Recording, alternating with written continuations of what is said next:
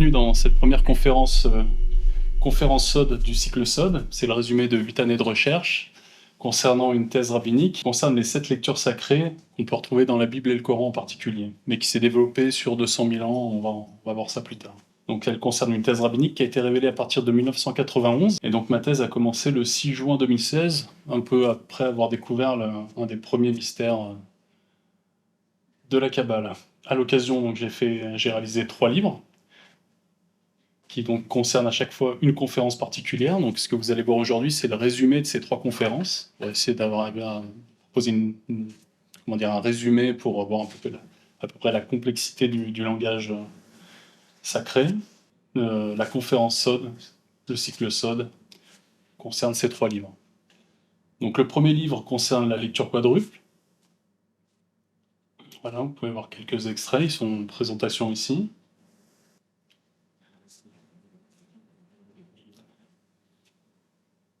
Le deuxième livre concerne l'intrication. Donc l'intrication, c'est un enseignement que j'ai découvert par un cheikh musulman. Donc on va voir ça un peu plus tard. Pareil, donc il parle ici le cycle de la terre, le cycle du fruit, etc. Donc tout ce qui concerne en fait l'éternité, c'est vraiment un enseignement particulier dans les mythes. Pareil, tout ce qui est le basculement. Et le dernier livre, donc c'est vraiment là où ma thèse a vraiment évolué, où en fait je comprends qu'il ne s'agit plus simplement d'enseignement rabbinique, mais vraiment de principes préhistoriques. Donc on voit les principes des référents. Ça c'est la grande histoire, on va voir ça. Et ça c'est ce qu'on appelle les pierres de rosée. En parallèle de ça, donc ça fait 3 années que j'ai donné 18 cours exactement, pour essayer de proposer une démarche pédagogique, pour essayer de mieux comprendre, du moins de comprendre les tenants et aboutissants de ces lectures. Vous pouvez les retrouver sur Internet, donc il y a différents thèmes. Et donc ce 3e livre va vraiment refaire un pont avec la mythologie. Mon projet, ma thèse part d'un point de vue mythologique, et il arrive sur un principe préhistorique. Et donc ma thèse est donc une thèse maintenant mythologique préhistorique. Concernant le sommaire, donc voilà, cette conférence va être décomposée en 4 chapitres. Le premier concerne l'introduction, c'est pour mettre à niveau, on va dire, on va parler de tout ce qui est double culture, on va vous expliquer un peu plus tard, les syncrétismes qui sont faits entre les mythes, les mythologies et les religions.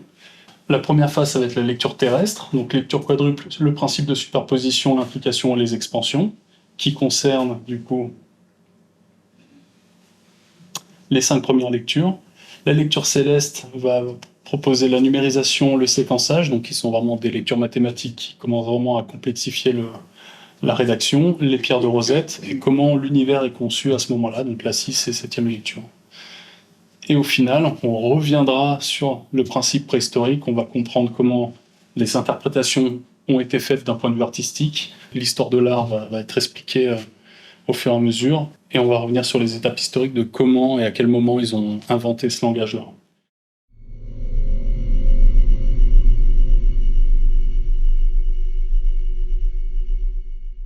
Pour commencer, le premier point de vue à comprendre, donc c'était un peu ma remise en question, c'est comment le langage a pu commencer d'un point de vue de l'espèce. Donc, si on prend le principe de l'évolution, notre espèce, elle a une particularité, celle qui concerne du coup l'innovation. Donc, on va avoir une particularité corporelle et une particularité intellectuelle qui vont nous amener à deux mouvements un peu particuliers. Le corporel va nous amener à utiliser l'armement et l'intellectuel va nous amener au raisonnement, et les deux vont nous amener à la fois à la capacité d'assassinat et aussi à la capacité d'avoir la foi, la croyance, donc tout ce qui est lié à notre capacité d'imaginer des concepts. Donc d'un côté, avec ce principe d'armement où on peut amener à l'assassinat, il a fallu développer un principe de droit et un principe de morale.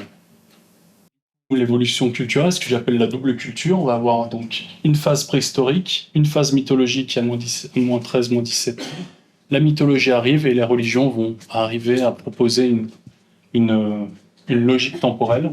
D'un côté, on va avoir en même temps les croyants, donc on va dire nous sommes l'ensemble du peuple, va être les croyants, et à l'inverse, il va y avoir les connaissants qui vont en fait arriver à travailler le langage pour amener à l'homme à croire. Donc ces connaissants, on va parler donc des initiés, tout ce qui est le principe de franc-maçonnerie, etc. Donc il y a moins 1000 ans à peu près, on va découvrir les scripts de Mésopotamie qui vont se développer avec tout le principe des mythologies, mais ça commence bien en Mésopotamie. Et avant ça, il y a à peu près 100 000 ans, on avait les chamans qui commençaient à propager les premiers savoirs quadruples. On va retrouver des structures logiques, donc la structure des conflits dans la Bible. Par exemple, on a toujours une opposition entre Caïn et Abel, Jacob et Ésav, Israël et Europe, etc. Donc David et Goliath, on a toujours ce principe d'opposition. On va essayer de comprendre d'où ça vient. Si on continue, on va voir la structuration de la pierre. On voit que Abel est tué par une pierre, Jacob qui dort sur une pierre, Jésus qui s'assoit sur une pierre après un long périple, etc. Donc on voit la pierre, elle a toujours une symbolique assez forte, très intéressante aussi. Et le changement des noms, très particulier à la tradition juive, qui va faire que Ève va être la vivante, va devenir Ève, Jacob va devenir Israël, Issa va devenir Édom, Abraham va devenir Abraham, Sarah va devenir Sarai, Sarai va devenir Sarah, pardon. Et on va voir aussi le principe du miracle de l'eau, avec Noé qui est sauvé par une arche dans son arche, Moïse qui est sauvé des eaux, qui va couper la mer en deux, Jonas qui est sauvé par un poisson, et Jésus qui marche sur l'eau, etc. Donc on voit qu'à un moment, le miracle est toujours associé à l'eau. On va essayer de comprendre pourquoi. Le principe des rencontres, donc on voit le serviteur d'Abraham, on voit que pareil, le principe du puits, le puits est vraiment quelque chose qui va fédérer, qui va toujours essayer d'amener les gens à se rencontrer. Et on peut voir aussi un syncrétisme avec les religions et les mythes. On voit que dans les mythologies, les dieux sont pluriels, on voit que la Bible va reprendre ce principe-là, si on continue. On voit que les principes trinitaires, on voit donc que la Bible va un peu amener ça de manière un peu plus subtile, on va dire. Donc on va avoir différents principes trinitaires comme les fils de Adam, les fils de Noé. On va avoir le principe du Père, du Fils et du Saint-Esprit, mais on voit qu'aussi Poséidon, Zeus, Hadès, Osiris, Isis, Horus, qui sont des reprises en fait, qui sont des langages initiaux, sont déjà présents dans les mythes. Les structures syncrétiques, en fait, donc il y a à peu près 2000 ans, la mythologie sumérienne va influencer, va proposer une mythologie ultérieure mésopotamienne avec Sargon d'Akkad II, je ne sais pas si vous connaissez. Donc ça, c'est le principe historique. Et à partir d'un certain moment, Gilgamesh va être une reprise de ces enseignements antérieurs. Si on continue, on voit que Hercule et Osiris, donc en mythologie égyptienne et en mythologie grecque, donc ça, c'est un gros travail de syncrétisme que d'autres ont déjà fait. Si on continue, on voit que Gilgamesh va être repris par Moïse, donc il va reprendre certains de ses attributs. Pareil pour Osiris, qui va être une reprise de Jésus, etc. Je vous laisserai étudier. Et si on continue avec Hercule, qui est une reprise de Samson. Concernant la rédaction antérieure, on a donc des mythes oraux. Et les mythes les plus particuliers, donc c'est des préhistoriens qui ont fait ce lien-là. Et ça va être des mythes qui vont expliquer la création du monde, mais de deux manières différentes, mais ils vont voir dans ces mythes des structurations vraiment similaires. Le langage va être différent, la conception va être vraiment identique. Donc on voit qu'il y a une structure à partir des mythes oraux qui sont potentiellement plus que millénaires, mais on ne sait pas pourquoi. En fait. Donc on va essayer de répondre à ce principe-là. Donc des structures conceptuelles. Donc la grotte Chauvet, pareil, donc on revient 25 000 ans, 40 000 ans, grotte Chauvet, grotte Lascaux. On voit qu'il y a des bestiaires limités, on voit qu'il y a vraiment des formes géométriques, des signes très très particuliers, des empreintes de main. Il y a une très faible diversité des représentations, donc on voit qu'à partir de 40 000, 20 000 ans, les humains avaient déjà une orientation de représenter certaines choses, mais pas d'autres. Comme s'ils avaient pu donner certains symbolismes à certaines espèces, à certains principes, mais pas à toutes en fait. Donc c'est pour ça qu'on va devoir travailler là-dessus. Les 7 torments d'Éphèse, c'est une reprise du 4e siècle qui va être repris dans le Coran, qui arrivera ultérieurement. Et au final, on a donc du coup des religions qui ont un principe d'opposition, on va comprendre pourquoi, donc, le Coran et la Bible. Pour petit rappel, je ne sais pas si ça va être nécessaire, on va avancer vite. Donc la Torah, Ancien Testament, Évangile, Nouveau Testament, Coran. La Torah est écrite en hébreu, l'Évangile est écrit en grec, le Coran en arabe. Initialement, c'est comme ça. Et l'invention de l'écriture arrive à moins 4000 en Mésopotamie et en Égypte. Donc, et si on continue, on va voir qu'ils avaient aussi une capacité directement à écrire et aussi à compter. Donc ils avaient inventé des procédés de comptage qui valaient 600, des plus petites à 60 et des plus petites à 1. L'invention de l'alphabet est plus récente, à partir de moins 2000. Et en fait, le lien entre les religions, c'est qu'elle est ils ont été capables de concevoir un texte de 3 langages différents, mais qui ont un point commun, c'est la gematria, qui consiste en fait à donner des valeurs aux lettres. Et on peut trouver donc un tableau de correspondance. Voici le tableau de conversion entre le lettrage et les valeurs numériques. Du coup, on parle bien d'une Torah perdue. Et donc ça, c'est le premier verset de la Genèse. Voilà, c'est une conversion numérique de la Genèse, si on continue. Et donc c'est de l'hébreu. Donc on voit qu'on peut convertir tous les lettrages numériquement. Du coup, il y a 2 Torahs. Une première Torah qui concerne l'ignorance, l'étude masculine et les lettres, et une deuxième Torah qui concerne la connaissance, une Torah féminine qui concerne les chiffres. Et effectivement, le prophète étant illettré, on suppose qu'étant marchand, il avait la capacité de comprendre plus facilement les principes numériques qui se cachaient dans le Coran.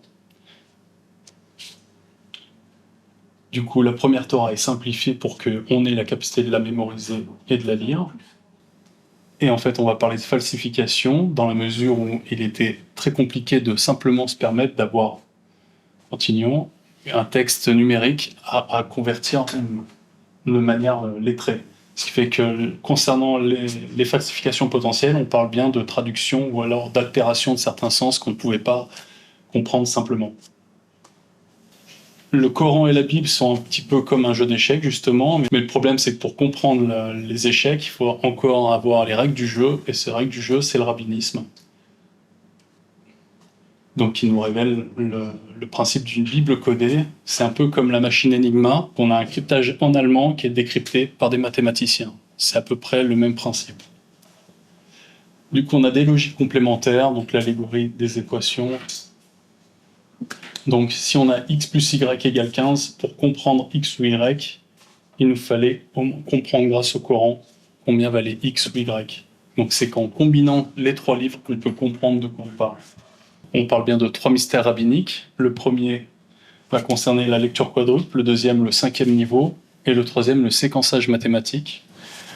Les maîtres rabbiniques révèlent ça à partir de 1991, c'est l'arrivée de la Kabbale chez les peuples. On va avoir Rav Menaché à partir de 2018 qui révèle ce 5e niveau. Et on va avoir une académie de Kabbale en 2021 qui explique que ce qu'on recherche, c'est une séquence mathématique. C'est pour ça que ma thèse, du coup, se développe sur 3 livres qui essayent à chacun de répondre à ces 3 mystères. Du coup, les 3 conférences qui vont avec. Donc les 7 lectures sacrées. On va commencer avec le principe des définitions. Donc je vous ai laissé un petit catalogue un peu plus loin. Donc on va voir les 4 premières lectures, la lecture analytique, la lecture symbolique, la lecture allégorique et métaphorique. Ils vont composer une lecture quadruple. La particularité, on parle du sod dans la mesure où c'est la lecture qui est censée être ramenée par Jésus.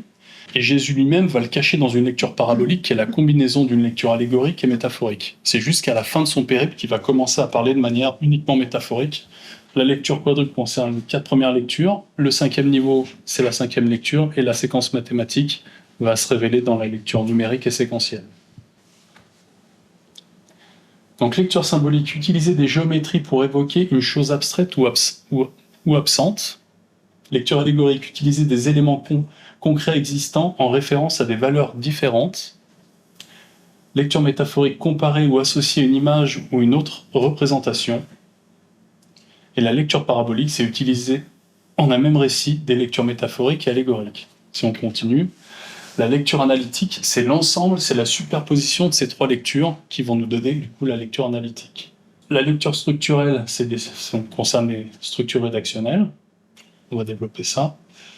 La lecture numérique, c'est utiliser des caractéristiques mathématiques sur la structure. Et la lecture séquentielle, c'est interpréter des résultats de calcul modulaire. On va voir un peu plus tard ce que c'est. Et la lecture théosophique, c'est le principe d'interpréter littéralement des lectures sacrées. C'est-à-dire que ce qu'on fait depuis toujours, on va essayer de comprendre, on va essayer de développer des raisonnements pour essayer de comprendre ces 7 lectures sans revenir jamais à la source de ce texte-là. C'est-à-dire qu'on ne sait même pas ce qu'est un symbole et à quoi correspond un symbole. L'Église interdisant les études des textes bibliques et les rabbins déconseillent l'étude de la Kabbale avant 40 ans. Donc on voit bien qu'il y a quelque chose qui est très compliqué à maîtriser jusqu'à en interdire l'étude. La superposition des lectures, tableau pour expliquer un petit peu, donc on a une structure, le principe numérique, On va avoir la lecture allégorique, la lecture symbolique, la lecture métaphorique, et la lecture analytique sera le résumé de toutes ces lectures-là. C'est-à-dire qu'avant de pouvoir interpréter une lecture analytique, il faut déjà comprendre d'où est-ce qu'elle vient. Donc c'est la complexité de ce langage-là. On va avoir une lecture terrestre qui concerne la lecture quadruple, et la lecture céleste qui concerne la lecture mathématique.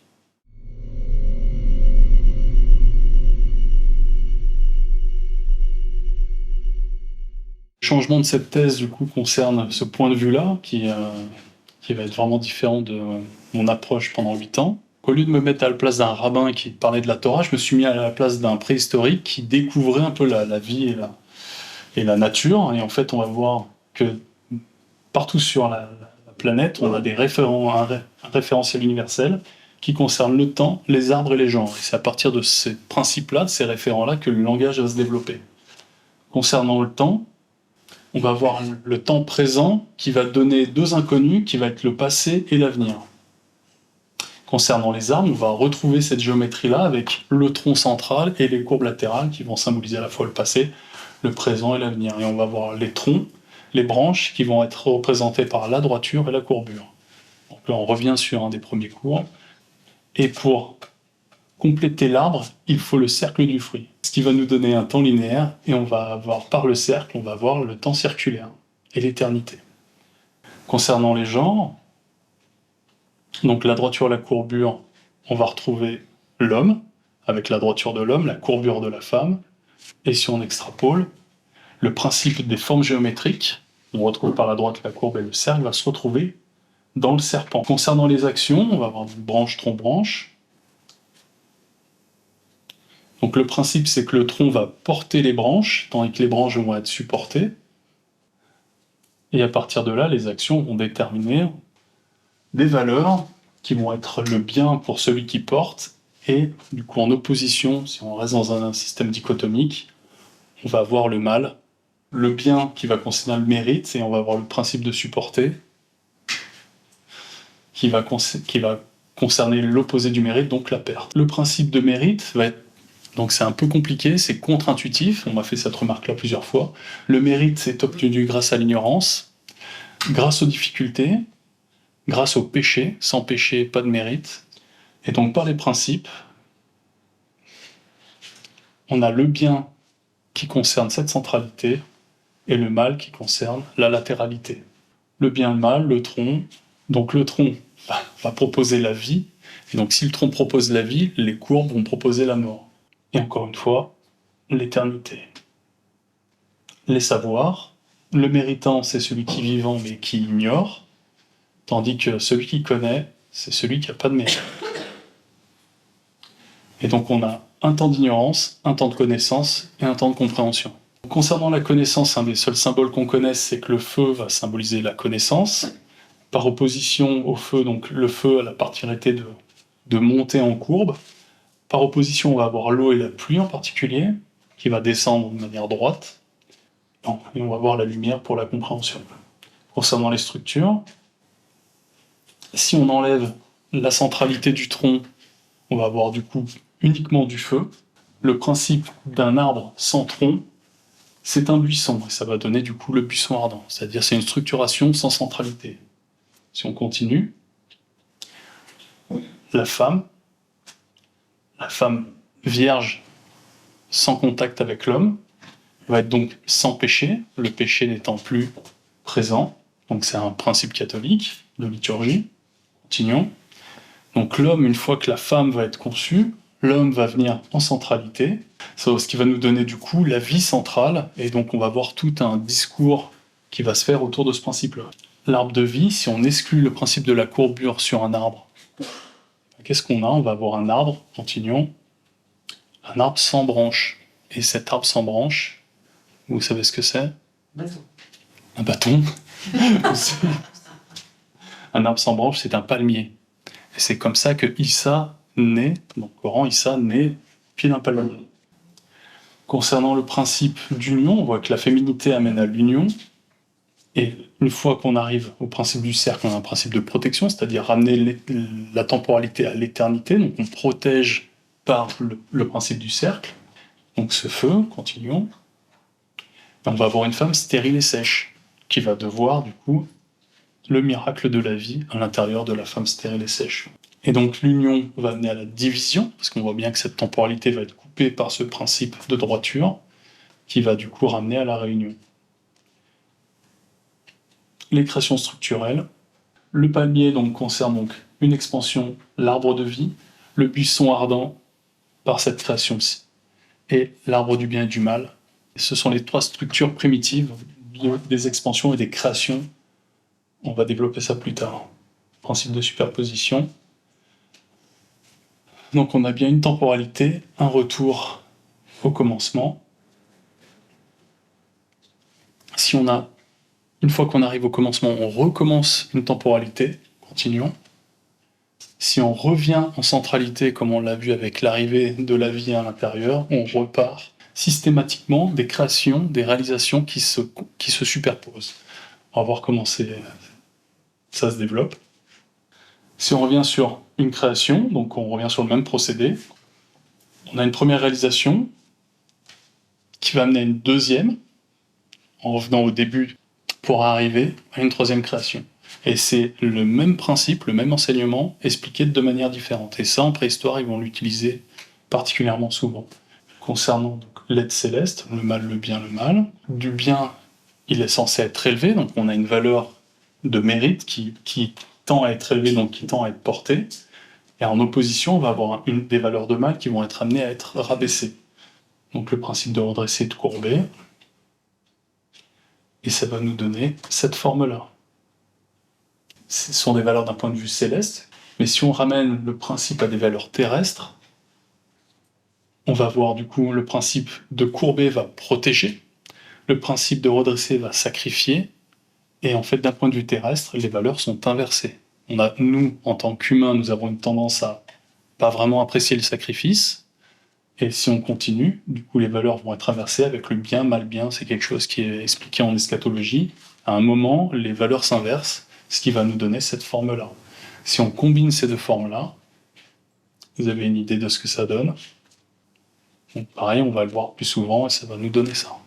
C'est la combinaison, le judaïsme, c'est la combinaison de deux valeurs qui vont être à la fois la capacité de comprendre les deux principes dans un texte, que d'autres textes ne font pas. Concernant les générations, passé, présent, avenir, donc on va voir le grand-père. Donc on comprend qu'on peut symboliser le grand-père en étant du passé, le fils et le père du temps présent, et l'avenir par le petit-fils, le préparant, l'accomplissant, le père préparant, le Dieu qui va arriver à s'accomplir avec le principe de division des deux temporalités, le fils de Dieu arrive en centralité, et plus tard nous avons du coup le fils de l'homme. Deux principes de messianité qui vont être expliqués dans la Torah. Donc le Christ est élevé, et l'antéchrist et l'antichrist, antéchrist antérieur, antichrist ultérieur, vont être abaissés. Donc on va avoir le grand, le petit, la division centrale, le principe de l'envol, donc tout ce qui va donner les oiseaux, et bien entendu, le principe de la grande lance, le principe de l'épée qui divise, et le principe de l'arc, on avait vu ça en cours aussi, et l'arc qui va envoyer la flèche. Donc on a beaucoup d'attributs de chasseurs, on va comprendre pourquoi. La lance a la capacité d'être effective pour à la fois la guerre et la chasse, l'arc aussi, la flèche aussi, mais l'épée, pour chasser, c'est pas utile. Et en fait, l'épée va proposer uniquement une action de guerre, ce qui va nous donner le Seigneur des armées. Donc on voit qu'un Dieu Seigneur des armées, c'est un Dieu qui s'intéresse à l'ensemble de la création. Donc les superpositions métaphoriques, c'est quelque chose de principe dichotomique, donc on va voir le bien, l'ignorance, l'eau, la nuit, la lune, le rêve, la vie, la maladie, l'accord au plan de Dieu. En opposition, on va voir le mal, la connaissance, le feu, le jour, le soleil, l'éveil, la mort, la santé, le désaccord du plan de Dieu. Et en fait, ce système binaire va proposer une expansion trichotomique avec le principe de la messianité. Toujours pareil, le Messie amène la connaissance au temps de l'ignorance, et va reprendre les attributs de chacun de ces symboles. L'huile, le matin, l'étoile, le réveil, le coq, le sacrifice et la guérison. Concernant les expansions géométriques, donc on revient sur ce principe-là, on voit qu'il y a différents types de créations. Les artefacts de la tradition juive, la bougie de Shabbat, l'arche d'alliance, le chandelier menorah et le levier. Et on va voir aussi l'Hanouka. L'intrication coranique, donc le Coran a vraiment une particularité, Nous avons été fatigués par la première création, mais ils sont dans la confusion d'une création nouvelle. Donc ça, je pense que c'est le verset le plus important du Coran. Il vient nous expliquer que Dieu a une capacité de créer quelque chose et de successivement de pouvoir détruire et recréer quelque chose. Donc on comprend bien cette superposition des créations. Le Coran, symboliquement, dans le texte, Dieu a créé en 6 jours. Dans la Bible, on est sur 7 jours. Donc on va voir pourquoi. Et ça va donner un principe de respiration. On va voir que l'arche de Noé a la capacité conçue en 6 jours, ses proportions, c'est expliqué dans le premier livre. On va voir la nécessité d'une poutre pour rendre l'arche, on va dire, efficace, protection structurelle. Donc la poutre va descendre dans l'arche de Noé pour donner la ménorah. Donc on voit qu'il y avait quelque chose d'incomplet qui va se fortifier avec la centralité. On a à la fois la capacité d'intégrer quelque chose et de le ressortir. Et donc ça va donner cette espèce de principe, donc des actions de sortir, monter, fermer, etc. Donc ça va donner un principe de respiration dans les créations. Donc on va avoir 3 peuples, un peuple de la Torah, un peuple de la croix, un peuple de la Kaaba. La Bible concerne un principe d'expansion, donc on cherche systématiquement à amener la création à s'expandre, donc c'est le principe de Yaphet. Tandis que la Kaaba, c'est un principe de réunion, donc qui va essayer à ramener les peuples qui vont ramener la conception en contraction. Donc dans mon premier livre, je parlais d'expansion type. Donc l'expansion type 3 concerne le principe de 3 temps, le Père, le Fils et la Mère. L'expansion type 4, donc on va systématiquement expandre, homme, femme, avec Fils, avec les réalisations de l'arche de Noé, de l'arche d'Alliance, pardon, et on va, encore une fois, noter les points extérieurs d'accomplissant et de préparant. L'expansion type 5, du coup, va proposer le chandelier qui a la capacité de réunir un maximum d'informations et de rester équilibré. On va voir ça plus tard. Voilà. Donc la Ménorah, les 7 jours, vont proposer 13 divisions et 4 temporalités.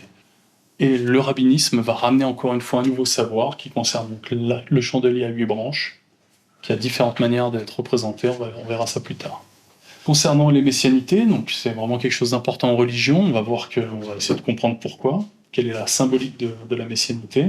Ce sont les 2 oins qui se tiennent devant le Seigneur de toute la terre. Donc en fait, à la fin de l'Ancien Testament, on comprend qu'il n'y a pas qu'un seul Messie, donc l'erreur qu'on a tous faite, mais qu'il y en a bien 2. La tradition juive nous parle de fils de Yosef et de fils de David, un qui prépare et un qui accomplit. Donc il est sous-entendu que Yosef, fils de Yosef, ce soit Jésus, effectivement, et que le fils de David arrive plus tard. Pareil avec le principe de fils de l'homme et de fils de Dieu, et le fils de Marie dans le Coran. Donc on voit qu'il y a encore une 3e messianité initiale qui était expliquée dans le Coran. Donc sur une conception en 6 jours, on va voir que la messianité elle est différente. Si on a un accomplissement terrestre dans l'union, le principe du fils de Marie, ça va être de ramener à la protection. Dans une création en 7 jours, on va avoir un accomplissement de protection avec le fils de Marie, un accomplissement de division avec le Fils de Dieu qui arrive pour la division, donc Jésus c'est sa mission, et un accomplissement de la réunion avec le Fils de l'homme. Donc on a ce principe de structure, et les 3 peuples ont des missions et des volontés différentes. Le peuple de la Torah il a une mission de division, le peuple de la croix a une mission de division, et le peuple de la Kaaba a une mission de réunion. Pour rester cohérent, le peuple de la croix va rester dans une volonté de division, Kaaba volonté de réunion, mais le peuple de la Torah, la difficulté, c'est d'avoir à la fois une mission de division, d'amener du mérite au peuple, mais aussi d'avoir la volonté de réunion et d'attendre vraiment le Messie, fils de l'homme. Donc c'est le mérite du peuple de la Torah, c'est ça, c'est d'avoir cette ambiguïté qui est très très forte. Concernant la Kabbale, on voit que les rabbins en fait nous amènent des enseignements au fur et à mesure des siècles. Et on va parler du Shevirat Hakelim, qui concerne la brisure des vases. Donc on voit vraiment ce principe de division. C'est une étape charnière entre le 3e et le 4e jour, la 4e phase de la création du monde. C'est-à-dire qu'on voit en 3e et 4e phase, on va voir cette création, on va l'expliquer plus tard. Et concernant la réunion, on a le Tikkun Olam et le Tzimtzum qui concernent la réparation du monde et la contraction. Donc on voit que les enseignements rabbiniques sont là vraiment pour nous amener à approfondir ce sujet-là. Concernant la conception équilibrée, pourquoi ils ont choisi la Ménorah plutôt qu'autre chose? Donc, concernant l'œil, si on continue, donc on voit bien le cercle et le point, ça va nous donner ce principe de de Ménorah de 6e jour, mais si on détache l'ensemble, on voit que tout se décompose, donc du coup l'invention du tronc pour relier l'ensemble. Si on continue, on va avoir le même principe.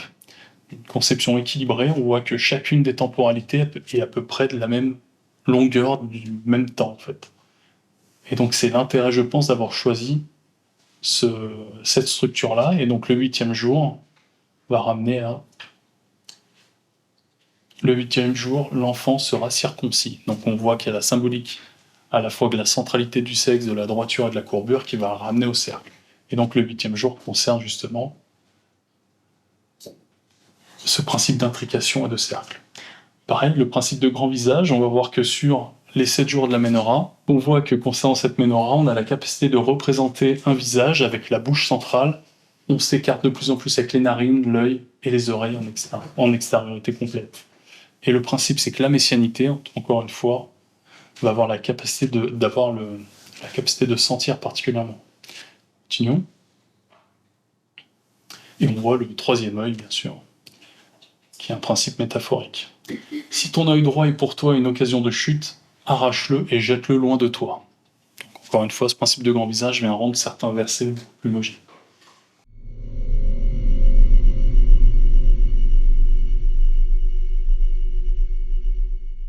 Donc, concernant la lecture céleste, la lecture mathématique, donc la lecture numérique, c'est là où ça devient un petit peu plus technique, on va essayer de passer vite. Donc on a donc le tableau de conversion, on explique pourquoi l'alphabet hébreu s'arrête à 400, parce qu'il va proposer d'autres valeurs ultérieurement, on peut l'expliquer, on va passer. Donc ça, c'est la conversion. Ce qui fait que sur ce tableau-là, on peut représenter la grande histoire de la création. Donc c'est vraiment ça, j'ai mis un petit bout de temps pour arriver à trouver ça. Les volontés, les commencements et les accomplissements. Ce qui va nous donner en fait les temporalités, ce sont des volontés, ok. Et en fait, les jours vont chacun prendre un symbolique particulier. Donc l'opposition, la soumission, la création, le mérite, la soumission, la réalisation et la déification. Et en fait, pareil au déifié. Concernant les divisions, on va voir des principes qui collent plutôt pas mal. Donc voilà, donc ça c'est la grande histoire de la création. Concernant Adam, Adam a une valeur numérique qui concerne donc en conversion, c'est 1 plus 4 plus 40, mais en fait en hébreu, certaines lettres ont 2 valeurs, donc là ici, il vaut à la fois 40, et vu que le M est en position finale, le même, il vaut aussi 600. Ce qui fait que ça va nous donner un sens 1, 4, 40, 600. Vous voyez ? Ce qui fait qu'on a une logique comme ça de l'homme qui s'accomplit de manière de la gauche vers la droite. La volonté de division, on va avoir le 45 605 qui peut être représenté de cette manière-là. Donc on voit bien ce principe de centralité. La femme avec Ève, en 19, qui est très particulier dans la sourate 19 de sourate Myriam, va concerner à la fois le jour 19 qui correspond en fait au jour 3 et la division 19 qui correspond aussi au jour 3 à la division 5. Donc c'est le premier nombre qui à la fois les jours et les divisions sont en harmonie en fait. Donc c'est vraiment le 19 c'est vraiment très fort en quadruple, de manière numériquement. Et l'opposant, donc si on a un plan de Dieu qui vient pour la centralité et le mérite, l'opposant vient forcément pour la perte et l'absence de mérite. Et donc on va voir la symbolique du 700, donc il y eut 700 femmes qui étaient princesses et 300 concubines, et petit à petit, ces femmes influencèrent son cœur. 1 Roi 11.3. Si on continue, on voit 700 femmes et 300. Le Satan, donc qui est l'opposant, il vaut 300 plus 9 plus 50. 300 plus 9 plus 50, ça va nous donner le principe de réunion en 359. Et on voit que le Satan, il vient vraiment dans une optique de réunion. Le premier mot, le commencement, donc dans la Torah, le premier mot qui commence la Torah, c'est Bereshit. C'est 6 lettres qui ont une particularité, 2, 200, 1, 300, 10, 400. Si on représente ça sur la création, on va avoir un commencement en 2, suivi d'une division en 200, d'un recommencement en 1, d'un accomplissement en 300, d'un retour en 10 ici et d'un accomplissement en 400. Si on déploie ce procédé-là, on va avoir ce principe-là. Donc on voit que Bereshit, il vient déjà proposer 3 créations distinctes. Le tétragramme, donc le tétragramme de Dieu, qui représente les trois temporalités, et Vav et le Yod. On voit qu'il y a une symétrie, le Vav, la droiture du Vav, l'incomplétude du Et latéral, et le Yod léger, qui est la lettre la plus légère de l'alphabet hébreu. Concernant les gardiens, on va avoir le présent qui doit être protégé du mal, en fait. Donc ce principe de gardien, qui revient assez souvent dans la Torah. Et en fait, ces deux gardiens concernent, et c'est très important, le 5e jour et la 5e division. Et en fait, nous avons 5 doigts, bien entendu. On revient bien sur un principe, parce que vous avez bien retenu que l'homme est représenté de manière centrale, et que les mains vont représenter la protection de la centralité. On va continuer les rédactions centralisées, donc ça explique les principes d'opposition dans la religion. On a toujours une centralité avec une opposition à l'ouest, que ce soit dans les mythologies, dans le Coran ou dans la Bible. Et la dernière lecture, la lecture séquentielle. Comment ça fonctionne ? Donc, le principe de cette menorah ici, c'est pas juste un élément de déco, c'est vraiment un séquenceur. Ils sont arrivés à développer ce principe-là, en faire un séquenceur mathématique. Et l'ont conçu de manière modulaire, c'est-à-dire c'est du calcul modulaire doublé sur base 56. Voilà, donc c'est ce que je découvre, comment ça a été conçu. En faisant ce procédé-là, on a un premier panel de noms de personnages qui viennent s'accomplir dans les textes, et ça va donner l'image d'un dieu numérique. Donc si simplement, pour donner quelques exemples, on va avoir Elohim en 86 646, vous comprenez bien qu'il y a 2 algématriques. Le séquençage de Elohim va donner 30-30-04. Ce qui est intéressant, c'est qu'un dieu qui fait un homme à son image va donc avoir un Adam qui va séquencer en 45-45-34. Si on continue, le principe de Tov, le principe du bien, va séquencer en 17-17-34. Concernant Bereshit, le premier mot, 913 qui va séquencer en 17-17-34. Peu probable que ce soit une coïncidence, cet intérêt pour le 34. Isaac préférait Esav parce qu'il mettait du gibier dans sa bouche, mais Rebecca préférait Jacob. Donc on voit la symbolique du gibier, le principe de la chasse, le principe de la bouche, donc le chasseur extérieur qui ramène à la bouche intérieure, Isaac, le père qui a un préféré parmi ses 2 fils. On va essayer de comprendre pourquoi. Donc déjà, on voit que métaphoriquement, c'est intéressant. Isaac aimait Esav car il lui rapportait du gibier à manger, tandis que Rebecca aimait Jacob. Ce qui est intéressant en termes de séquençage, c'est que Abraham, qui était initialement Abraham, séquence en 24-24-48. Sarah, il va séquencer en 01-01-02, et Israël va séquencer en 40-40-24. Le 40, c'est le 4e jour, c'est la centralité, c'est le mérite. Il faut savoir que Abraham va avoir un premier enfant avec Agar, qui va séquencer en 40-24, et qui va revenir sous le nom de Ketura, qui séquence aussi en 40-40-24. Rebecca, elle, va séquencer en 27-27-54. Et Israël préférait Esav, parce que Esav séquence aussi en 40-40-24, qui est une principe de mérite. Si on continue, Shalom, la paix, un mot très important dans la tradition juive, va aussi séquencer en 40-24, c'est même carrément la même guématria. Shalom et Esav, c'est 376. Tandis que Yaakov Israël va séquencer en 37-37-18. Donc on voit que le séquençage, c'est vraiment comme ça qu'on a pu construire de nouvelles histoires pour rendre le séquenceur plus opérationnel. Concernant les conflits, on va voir Caïn et Abel, les fils d'Adam, Israël et Édom, le judaïsme et le christianisme, et on va voir David et Goliath, qui sont le berger d'Israël et le guerrier étranger. On va voir que Hachem, Moïse et Israël vont séquencer en 09-09-18, 09-09-18 et 37-37-18. Enfin, le fils de Adam en Caïn va séquencer en 48-26-18 et Abel, assassiné par son frère, en 37-37-18. On voit que Israël et Abel, les sacrifiés, vont prendre potentiellement le même principe allégorique. Caïn va séquencer comme le Léviathan, qui est la bête ultime de la mythologie juive, on va dire. Où Israël, fils de Israël, en 37-37-18, continuons, va s'opposer à Édom, Esav Édom, qui va séquencer en 51-46. Et si on continue, on a Yaakov en 18-18-24.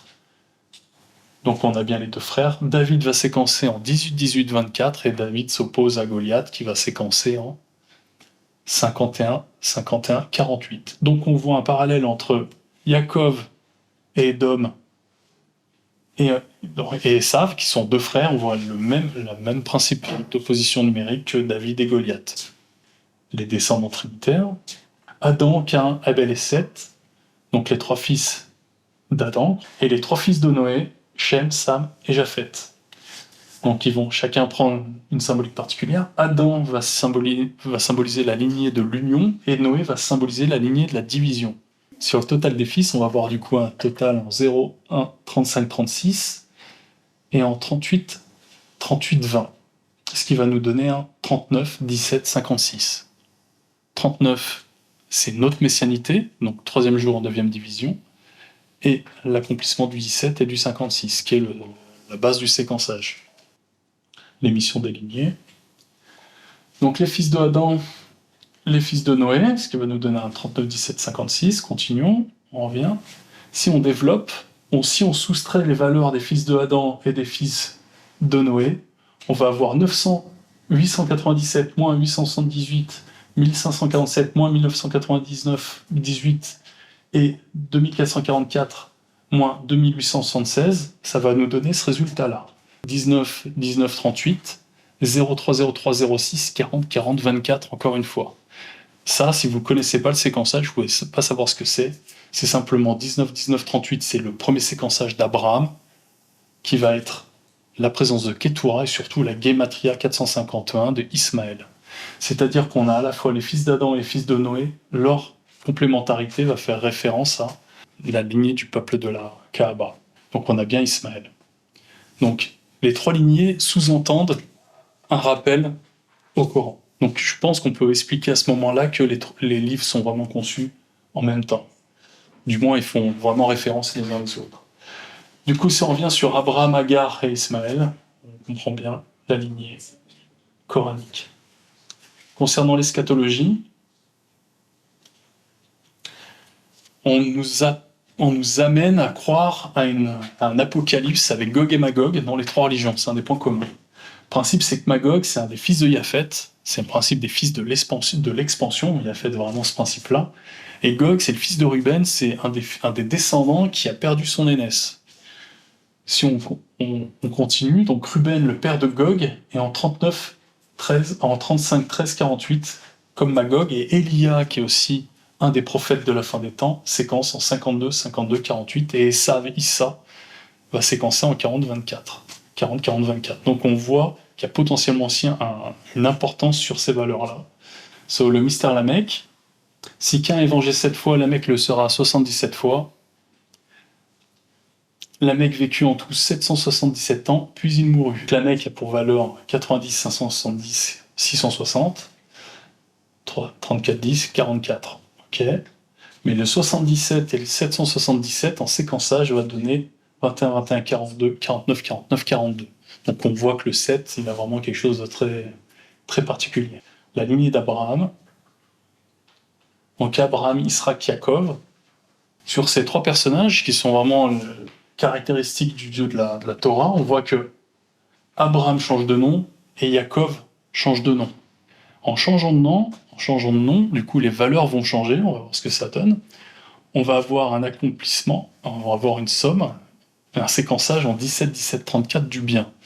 Et si on fait pareil avec les changements de nom, qu'est-ce qu'on a? On a 45, 45, 34, ce qui sous-entend que la lignée abrahamique vraiment a un intérêt à développer le bien et le principe de l'homme. Les nombreux noms, on voit que les dieux, donc par principe d'expansion, je ne sais pas si ça sera nécessaire aujourd'hui, mais on voit qu'il y a Yahvé, Yeshua, on a systématiquement un dieu qui va essayer des noms qui vont comme ça s'expandre. Donc Yah en 15, 15, 30, c'est un dieu primordial. Yahvé en 26, 26, 52, continuons. Yeshua va donner un 55, 55, 54. Donc on va voir pourquoi. À la différence, on a El, Eloah, Elohim. El en 31, 31, 06. Elohim en 86, 646, 30, 30, 04. Et Eloah en 42, 42, 28. Et dans le Coran, on a Halillah, qui va ramener un principe de contraction avec Allah, et on va avoir un Allah en 66, 10, 10, 20, premier jour, deuxième jour. Donc Allah, premier jour, deuxième jour. En développant ce principe de séquençage, je suis tombé sur des principes de Pierre de Rosette, on va voir. Donc c'est censé expliquer, je pense, les manières dont les textes ont été conçus et complexifiés. Continuons. Donc on est toujours dans la 7e lecture, la lecture séquentielle. Donc première, j'ai trouvé 4 pierres jusqu'à présent, on va une 5e plus dernièrement, mais pour parler. Continuons. La première pierre, donc on peut représenter les séquences de manière graphique de cette manière-là. Et en fait, continuons. On voit différents principes, donc je vais pas. J'ai fait 3 cours là-dessus, je crois, au total. Ce qui est intéressant dans la deuxième pierre, c'est ce passage-là.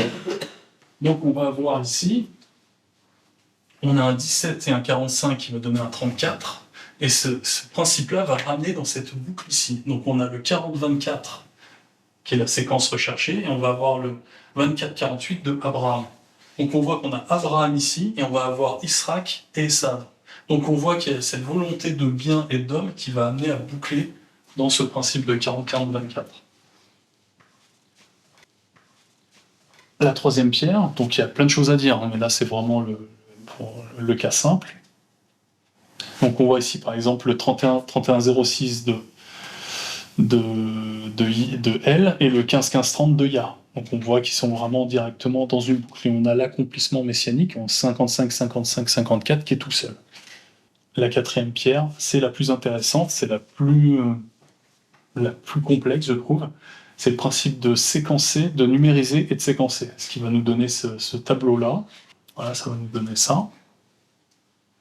Ici, ce tableau-là permet de comprendre que Allah, en 10-10-20, va séquencer en 26-26-52 de Yahvé, directement. Donc on voit un lien directement entre ces deux dieux.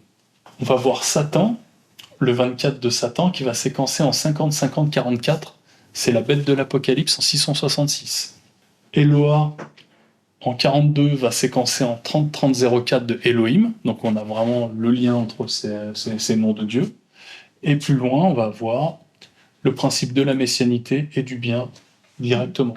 Du coup, on peut calculer un univers mathématique. Comment on a fait? Donc on voit qu'il y a différentes créations, et ces créations vont donner du coup un univers.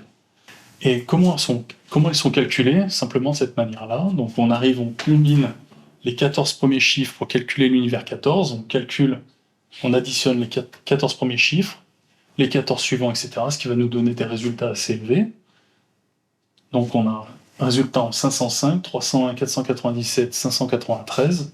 Et si on séquence ces colonnes-là, on a donc un dieu en 42 qui est Eloah, qui est systématique dans l'univers 14, dans la création 14, pardon. Donc 1, 14, 105, 49, 49, 42. Si on échelonne de cette manière, on voit qu'Eloah est présent partout. En création 13, on va séquencer sur du 52 au lieu du 56. Donc 13 fois 4. Ce qui va nous donner un 91, 39, 39, 26. Si on continue, à ce moment-là où j'ai compris comment c'était calculé, c'est que le 39, 39, 26, 52, 52, on voit qu'il y a Yahvé qui est présent à cet endroit-là. Mais la particularité, c'est que le 39, c'est une double messianité qui est le 3e jour et 9e division. C'est une particularité assez forte. Et initialement, dans l'univers 14, dans la création 14, Yahvé séquence ici en 39, 39, 26, mais initialement, le serpent, qui est en 22, a une origine en 39, 39, 22. Ce qui fait que Yahvé, en fait, est antérieur, et on peut expliquer la présence du serpent dans la création 14. Concernant la création 12, on va retrouver Elohim. Si on continue, en 30-32, création 11, on va retrouver Allah. Donc si on revient sur l'univers 11, 12, 13, 14, on va avoir Allah, Elohim, Yahvé, Eloah. C'est l'ordre d'apparition des dieux dans l'ordre. On a une conception en 6 jours, Allah antérieur, suivi d'Elohim, début de la Genèse, Yahvé un peu plus loin dans Genèse, et Eloah dans l'Ancien Testament, dans l'île de Job. L'univers 10, on va retrouver le 15-15-30 de Ya, qui est un dieu primordial, avec la conversion en univers 14 du 55, 55, 54, l'antériorité messianique, etc. Du coup, on a des expansions séquentielles. Donc, si on représente les créations les unes derrière les autres, on va voir deuxième création, troisième création, quatrième, cinquième, sixième, septième. Et au fur et à mesure, on voit que les formes se développent.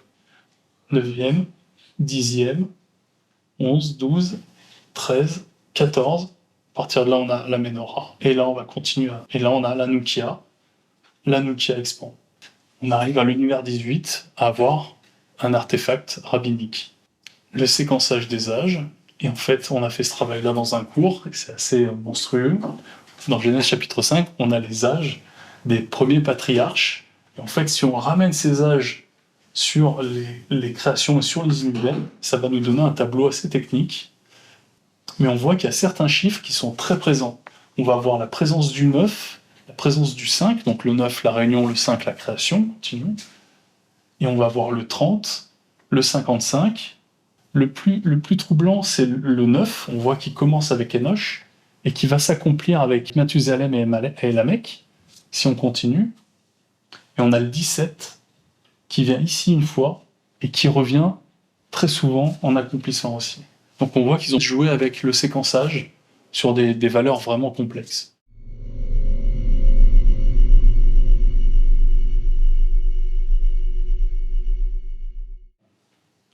Et du coup, une fois qu'on a compris ces 7 lectures, l'enjeu, c'est de voir comment ces lectures-là se vont amener quelque chose de compréhensible au niveau préhistorique. Les interprétations quadruples qui ont été faites dans l'histoire. Le premier artefact qui m'a choqué, c'est la Kaaba.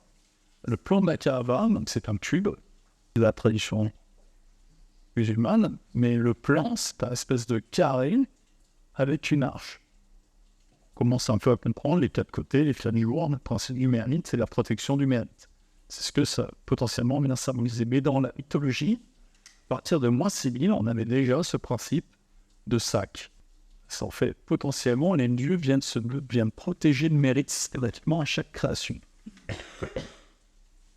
Et donc ça se retrouve à toutes les époques, les moments mythologiques.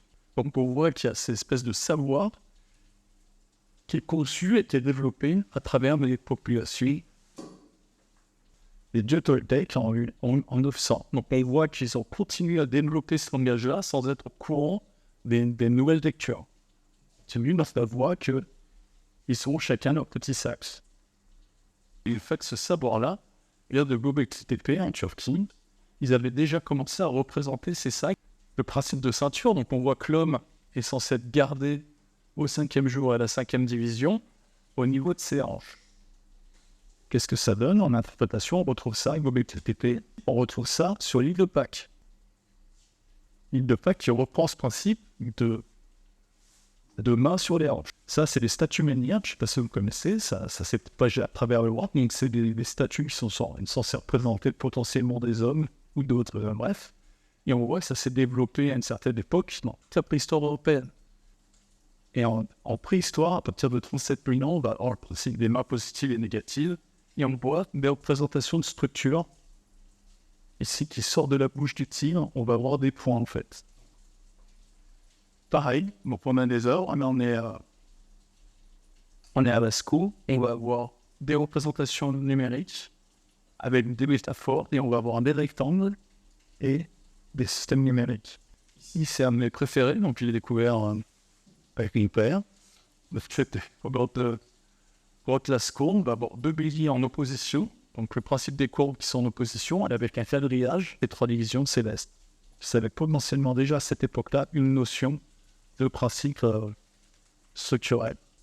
Donc on voit des principes de cercle concentrique, le principe des mains, toujours pareil. Principe de superposition. Alors je ne sais pas si vous connaissez aussi les cylindres-silos, les cylindres qui font des sauts en fait, donc c'est des cylindres, ils permettent de reproduire à l'infini des motifs. Et donc on voit pareil le principe d'être assis, le principe d'être élevé, etc. Le système solaire aussi antérieurement, le système solaire ici qui représente 13 planètes. Donc sachant que ce n'est pas notre système solaire, c'est potentiellement une structuration. Il y avait différentes manières d'informer sur la structure utilisée. On va retrouver le principe de celui qui porte, le principe de l'arbre, le principe des courbures. Si on continue, il y en a un qui est assez marquant. Pareil, même principe, on a le petit personnage qui va donner la centralité, les superpositions, donc 2 manières de représenter. Donc ici, on voit qu'ils s'étaient amusés à représenter une des valeurs numériques, ici, et et à utiliser des métaphores pour essayer de faire passer des messages ou de développer un langage métaphorique. Le principe de l'œil, donc c'est un exercice que je vous propose de faire. Donc on voit que l'œil d'Horus, si on continue, qui est présent ici, l'œil d'Horus est composé de 6 éléments. On part de la gauche vers la droite, et après on superpose les éléments les uns sur les autres. Ça va nous donner en développé, ça va nous donner ça. Droiture, le principe de percée, la courbure, la forme, le cercle, et la double volonté. Ça, c'est la volonté terrestre.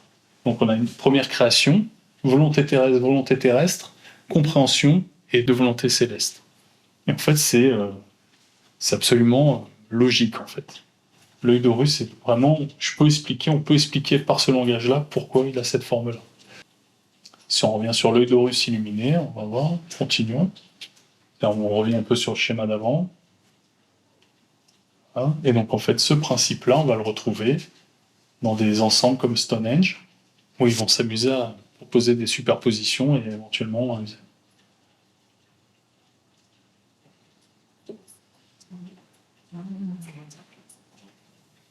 à Göbekli Tepe, ils vont s'amuser du coup à recréer des structures à partir de 2 piliers centraux qui vont être les 2 piliers où ils vont représenter l'humain.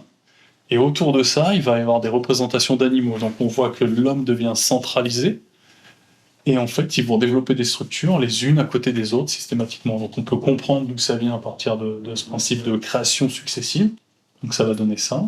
Donc on va avoir 3 serpents qui commencent à être courbés, qui finissent droit. Le principe du H. La fourmi, qui est donc une sourate du Coran, et le serpent qui repart. Donc on va voir ce principe de superposition. On voit l'intrication d'un animal qui part avec la queue, et le principe, toujours ce principe de saut de la droite vers la gauche. Et le plus troublant, c'est le principe du dièse, qu'on va retrouver à partir de moins de 100 000 ans. Donc on retrouve chez le Sapiens, il y a moins 75 000 ans, et qu'on va retrouver un peu plus tard, si on continue, par l'Homo naledi, un des premiers humanoïdes avec le pouce opposable, il y a moins de 100 000 ans, qui commençait à graver déjà ce principe sur les grottes. Les interprétations. Et ça, c'est le fameux hibou de la grotte Chauvet. Si vous voulez vous amuser à compter le nombre de traits, le principe des formes, c'est excellent. Et on a des représentations en Göbekli Tepe de l'homme central entouré d'animaux. On va voir ce principe de serpent. Continuons. On connaît actuellement que 12 signes astrologiques, mais à la base, il y en avait 13. Ils en ont supprimé un, qui est le serpentaire, le porteur de serpent. C'est quelque chose qu'on va retrouver dans la Torah, Jésus qui élève le serpent d'airain. Trouver l'agneau, très forte symbolique, et ces espèces de serpents qui viennent. Le fameux porteur de sac est en fait protégé par un serpent dragon. Donc pour revenir sur un principe historique, on peut voir que on peut développer les structures dans le temps, on peut voir comment elles ont été conçues. L'art oratoire, c'est la lecture analytique, donc c'était période indéterminée, donc potentiellement c'est très ancien. L'art symbolique a pu être conçu à partir de 200 000 ans, donc avec l'Homo naledi. La lecture allégorique avec l'art pariétal à partir de 30 000 ans, elle a dû être bien structurée. On voit qu'à Lascaux, à la différence de Chauvet, Lascaux, il y a 25 000 ans, c'est beaucoup plus précis. On voit qu'il y a plus de rapports de références structurelles. Donc surtout celui-là qui est génial. Les lectures métaphoriques, l'art pariétal, pareil. Donc c'est à peu près, c'est assez compliqué de les discerner. Le mégalithisme, donc la lecture structurelle. Donc une fois sorti des cavernes, il a fallu essayer de rendre ce langage plus universel, on va dire. Donc à partir de 17 000 ans, Göbekli Tepe arrive à ce moment-là, et à partir de Göbekli Tepe, tout le mégalithisme va se répandre sur la planète. C'est comme si c'était un premier jet, et il a fallu développer toute la suite. La lecture numérique avec l'alphabet et l'écriture, donc à moins 3000, moins 1500, moins 1300, pardon. Et la lecture séquentielle, c'est avec le développement des mathématiques et des calculateurs, avec les bouliers et l'arrivée de machines denticitaires absolument saisissantes. Donc on va voir, continuons. le boulier qui a été conçu il y a moins de 1000 ans. Et on va voir des machines denticitaires avec multiples engrenages très techniques qui ont été conçus moins 200. Donc on peut imaginer des séquenceurs intermédiaires qui auraient très bien pu calculer du double séquençage assez facilement. Et donc sur la ligne de temps, la fraise, on va voir du coup, on avance l'art graphique, l'art pariétal, le mégalithisme, l'écriture à l'alphabet et l'arrivée des calculateurs en moins 200, moins 1000.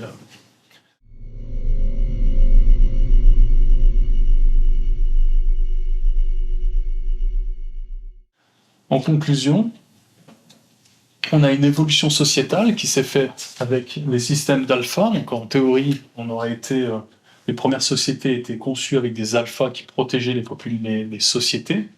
L'armement a fait que les bêtas ont déstabilisé le système. En principe, le matriarcat a dû se mettre en place pour protéger les enfants et les sociétés. On a commencé, je pense, à ce moment-là, à concevoir les lectures sacrées. L'agriculture va amener un petit problème, c'est la propriété et du coup les premières guerres, si on continue. Donc c'est l'agriculture qui est vraiment le premier indicateur de problème guerrier. Le système urbain, les premières cités, à partir de moins 6000 je crois, vont amener avec le code d'Hammurabi, donc qui va amener les premiers codes qui vont se retrouver dans la Torah, donc les codes de civilisation, on va dire, donc les lois, le talion, tout ça, ça vient de Sumer. Et en fait, on va avoir le système religieux qui va essayer de prendre le meilleur de tout ça pour arriver à une société structurée. Et donc, construire une société sans autodestruction. Et en parallèle de ça, on a donc les mouvements, la double culture des sachants, qui viennent à chaque fois essayer d'amener à ce que les hommes aient à la fois l'ignorance et le mérite d'être dans l'ignorance. Du coup, la fonction des religions, c'est à la fois de proposer une structuration et des répétitions par la Torah et l'Évangile, et le peuple de la Kaaba, sa mission, c'est de ramener une résolution par opposition. Si on continue, en eschatologie, l'avenir, la science de l'avenir, eschatologie religieuse, la division amène au mérite et au sacrifice. Si on continue, l'abondance du sacrifice va rendre le plan de Dieu insupportable et va nous obliger à ramener à la réunion et donc amener à la protection. On va avoir un système patriarcal qui va annoncer un système matriarcal.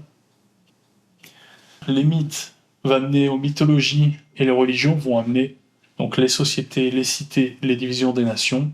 À partir de 91, je pense que le rabbinisme a compris qu'on était prêt à la réunion et à un nouvel ordre mondial. Voilà. 200 000 ans d'histoire pour en arriver à ça. Ça vous a plu ?